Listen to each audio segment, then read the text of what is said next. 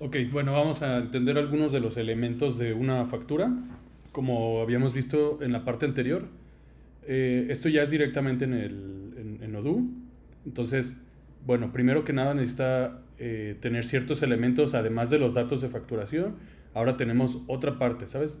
Sería el método de pago. Esto es específicamente cómo nos pagó el cliente. Si el cliente vino y pagó en efectivo, entonces vamos a seleccionar nosotros efectivo.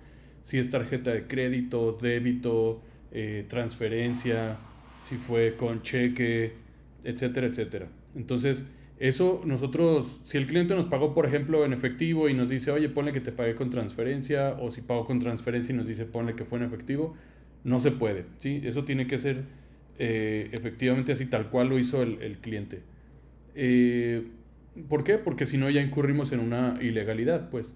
Entonces, se utiliza mucho ese tema, pues a veces como para empresas que a lo mejor alguno de los empleados quiso meter por ahí de que pago yo con una tarjeta y ponle que fue en efectivo y me quedo yo el dinero. Entonces, sí tenemos que poner nosotros el método con el que se pagó. Siguiente tenemos la política de pago. Esto vamos a entenderlo un poquito más a fondo porque son dos términos que tenemos aquí, PUE y PPD. Entonces, son las siglas de PPD, significa pago en parcialidades o diferido. PUE significa pago en una sola exhibición. Entonces, ¿qué significan cada una de las dos? Digamos que el cliente nos dice ahorita, ¿sabes qué? Hazme la factura, no te he pagado, pero te voy a pagar, necesito la factura todavía, ¿no? Para poderte pagar. Entonces, nosotros seleccionamos PPD. ¿Por qué? Pues porque no sabemos cómo nos va a pagar, ¿sí? No sabemos si el cliente va a venir a pagar en efectivo, si va a pagar con tarjeta de débito, crédito, cheque, transferencia.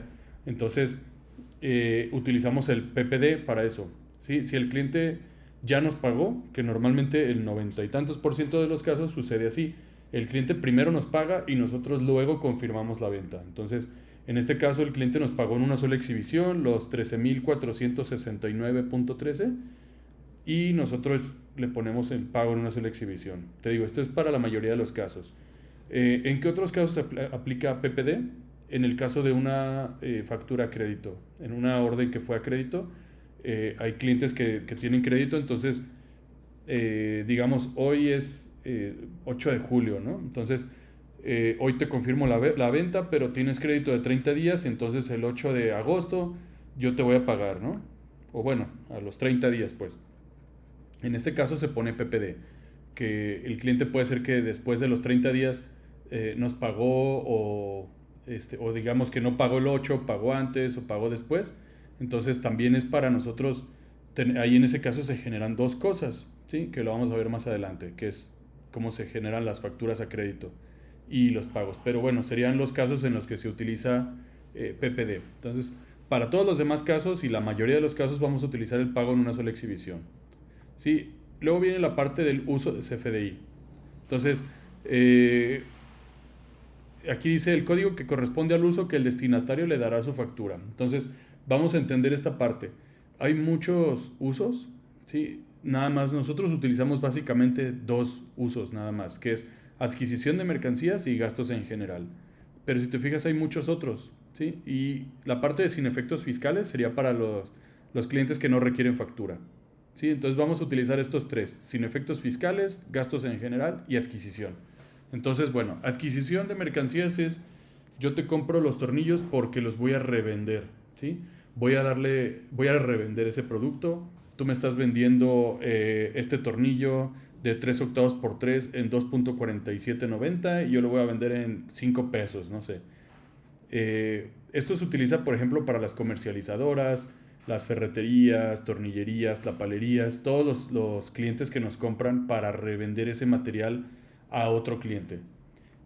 Gastos en general, pues es la mayoría de nuestros clientes, ¿sí? Las manufactureras, las ensambladoras, todo esto, constructoras, lo que haces es, yo utilizo ese tornillo como parte de mis insumos para hacer un carro, no sé, lo que esté fabricando el cliente, ¿no? El aparato que esté fabricando. Entonces compran tornillos, rondanas, pedazos de plástico que les fabrican, todo esto, y ellos ensamblan un producto final.